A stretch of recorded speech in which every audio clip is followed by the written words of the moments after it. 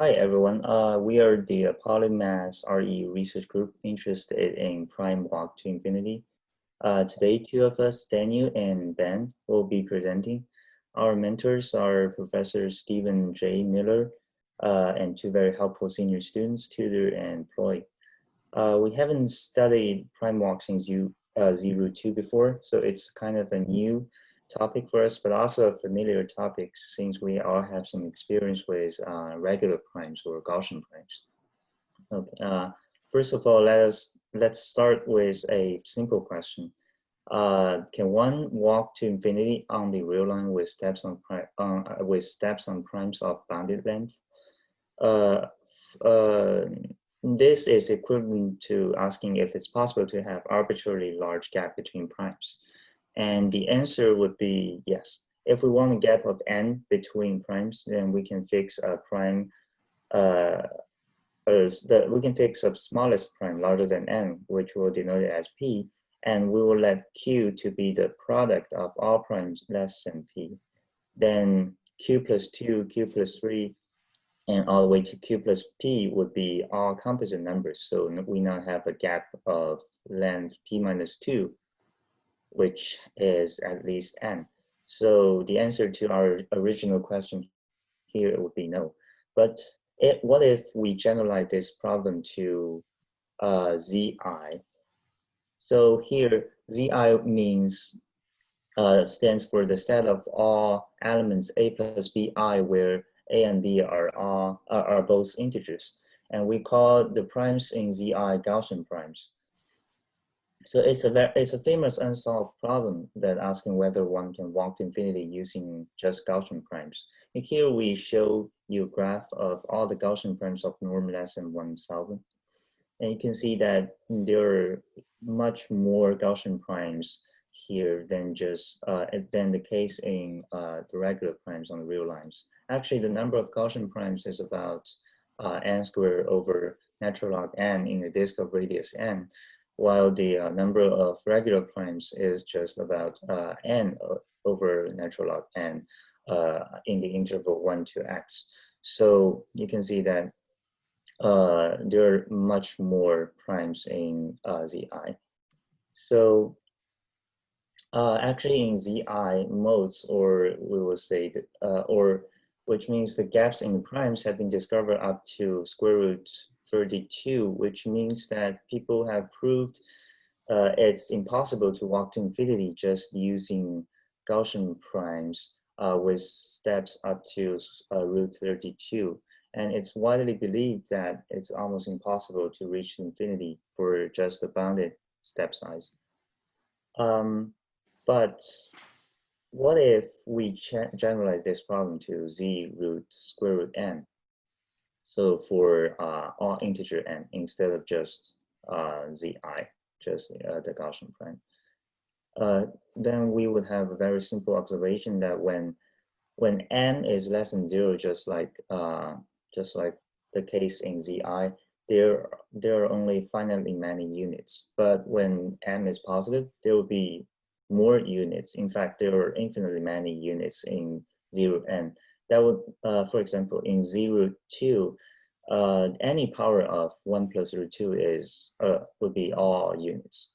So that means there will be much more primes in 0 n, because any primes multiplied by a unit would also be a prime in this ring. So okay, here we will introduce some basic definitions and properties about primes in 0-2. So the conjugate of any element a plus root 2b would be a minus root 2b, and the norm is defined as the product of these two, which is a squared minus 2b squared. And we will call two elements associated with each other if they have the same norm. Here, all primes in 0-2 can be expressed as the following three terms, three forms up to associates. That's how we identify primes in 0-2. So the first type would be just root 2, and the second type is the prime such that its norm is an integer prime, and its norm is congruent to 1 or 7 modulo 8. And the third type would be just real regular primes. So the B would be 0, and A is an integer prime such that A is congruent to 3 or 5 modulo 8. And that's how we identify primes in 0, 2, and we will notice that if primes in Z2 would have a 4-fold symmetry. That means if A plus root 2B is a prime, then A minus root 2B minus A root 2 minus A plus root 2B and minus A minus root 2B would also would all be primes. So we only need to consider the first quadrant where A and B are both positive. Right here, we will try to visualize what we call standard primes in 0, 2. In this graph, we represent each A plus root 2B as a point in R2, just AB. And the standard prime means that the primes that meet the criterion on the last slide with the smallest AB. So for example, root 2 is a standard prime here, but any like root 2 times 1 plus root 2 will not be a standard prime. And we can see in this graph that most of the primes tends to cluster along a line which has the slope 1 over root 2. And this line is actually just the asymptote of the hyperbola x squared minus 2y squared equals 1. So that's a very interesting observation. Okay, we also have computed the number of primes in a square where A and B are both less than or equal to n for multiple values of n. Here we also computed the number of standard primes and also other primes, and we also compared these numbers to n squared over natural log n, which is an estimate of number of primes in the region. Absolute value of a squared minus 2b squared less than or equal to n squared. This region is more like it's like a square in the middle, with four vertex tends to infinity, points to infinity along the asymptote.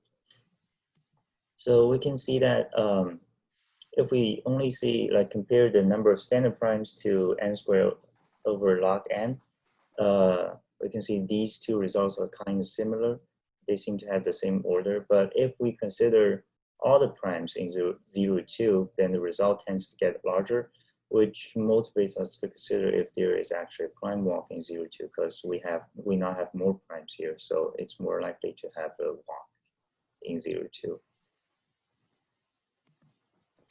This leads us to our conjecture, in that there exists some finite step size k such that there exists an unbounded walk along the primes in z square root 2, where for each step, using the Euclidean distance, we get further away from the origin each time. So that way we don't stay around the origin and don't count that as infinite. So we have two different approaches that we're considering. One is a random model, and the other is exhaustive mote finding, where we go through all the possible paths to hopefully find a mote. So for the random model, the idea is to first compute an estimate for the probability a random point is prime based on its norm, and use this to build a greedy model that approximates an average walk. And this should allow us to look at the long-term behavior of walks when it becomes too computationally expensive to generate all walks. It becomes computationally expensive because each time we're looking to make the next step, we're looking inside a circle of a certain radius that's going to have a certain number of primes in it each time. So we have that many choices. So this is going to generate possibly exponential growth in terms of computation. So the random model should reduce this computation by a lot. So first, we need to estimate the number of primes so that way we can find the probability to build a model. So we consider primes in the region that we talked about before. The square root of a squared minus 2b squared is less than or equal to r squared, which straddles those asymptotes that we talked about before. This is a generalization of the disk region for Gaussian primes, but now we're using the norm of z square root 2 rather than the norm of the Gaussians. And this region is unbounded as it approaches the asymptotes, so that makes it different from the disk region for Gaussian primes. So in order to find the number of primes, we look towards the prime number theorem, which we'll call PNT. And the PNT states that if we consider the interval of 1 through n, we have about n divided by log n primes. Using the connection that Ben mentioned earlier between the ordinary primes and primes in z square root 2, we were able to estimate the number of primes in z square root 2 within the region we talked about as this number you see right here. Although this is up to associates, so we don't count any multiples of 1 plus square root 2 to any power. And by comparison, the number of Gaussian primes in the disk of radius r about the origin is this number you see right here. And if you look at the growth of these two numbers, you see that it's actually the same. The coefficient is different, but what's interesting here is that the region that the norm of the Gaussian primes gives is a closed disk, whereas for the region that we're considering for z square root 2, it's an infinite region. However, both have a finite number of standard primes. So this is pretty interesting, we thought. So we went a little bit off on a tangent here, considering Gaussian primes before we returned back to primes in z square root 2. And we wanted to ask how many Gaussian primes are there in a circle C of radius r in the first quadrant, say if we're doing a walk in the Gaussian primes. And the Gauss circle problem is this famous question that tells us that there are about pi r squared total lattice points inside, which makes sense because that's the number of, that's the area of that circle. And we can estimate the expected value of the number of primes expected in a circle of radius r by assuming each point in an annulus between the circles of radius d plus r and d minus r have about the same probability of being prime.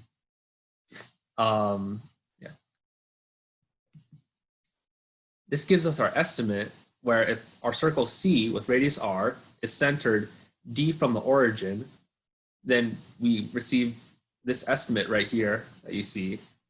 The way we got this estimate was we just computed a simple expected value. So the number of points in the circle was pi r squared approximately, and the probability of each of those points being prime, which we assumed was the same, was we used that probability that we used that we got before for the Gaussian primes, and we used that to approximate probability that each of those were prime. So we just multiplied that by the number of points. Okay, going back to primes in z square root 2, now we want to find the total number of integers inside this region right here in order to make sense of that number of primes we got earlier. In order to get a finite probability, we would like to count families of infinite solutions that have the same magnitude as those that we previously counted.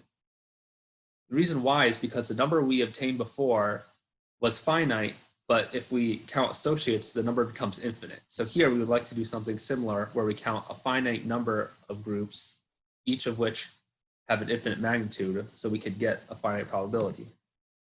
And as before, any solution z belongs to a family of solutions z times 1 plus the square root of 2 to the 2n power, which will maintain the norm, because 1 plus the square root of 2, our unit, has norm -1. So when we square it, it has norm 1. So this will keep the norm the same. We can find these families of solutions by considering the equation a squared minus 2b squared equals c for each integer c with absolute value less than r squared. And so these two theorems right here pretty much solved our question. So one theorem by Bernays says that if we have a function that only takes integers f, which is a quadratic form in the form ax squared plus bxy plus cy squared with integer coefficients a, b, and c, such that b squared minus ac is not square, then the number of positive integers less than n that can be expressed as f is on the order of n divided by the square root of log n. This also almost answers our question, but this only takes care of positive integers, and we want to also look at the negative integers. But this theorem right here that we ran into on the bottom helps us out, because essentially if we have a solution for the equation x squared minus y squared equals z, then we'll also have a solution for negative z. And the reason why here is because, as we said before, the unit 1 plus the square root of 2 has norm -1. So if we take any solution, say x plus y square root 2, then we multiply by 1 plus the square root of 2, then the norm of that new number now becomes just the negative of what it was before. So if we use that both ways, that's how we get the if and only statement here. So this estimates the total number of integers, and we can use this to find the probability along with the estimate we got earlier for the number of primes in this region. Okay, next I will talk about our algorithm to compute modes. Well, the algorithm we use, the basic idea is introduced in Steinwagen's book, Computational Number Theory, and there are in total 4 steps in this algorithm.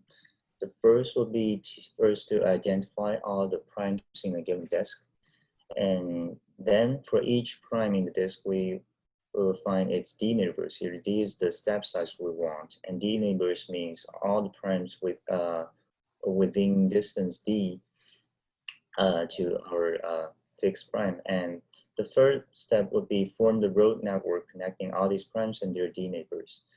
And the last one would just to find connected components of sqrt2 in this road network. And here we have a group that's the graph we come up with within distance 2, starting from root 2 or just the 0.01.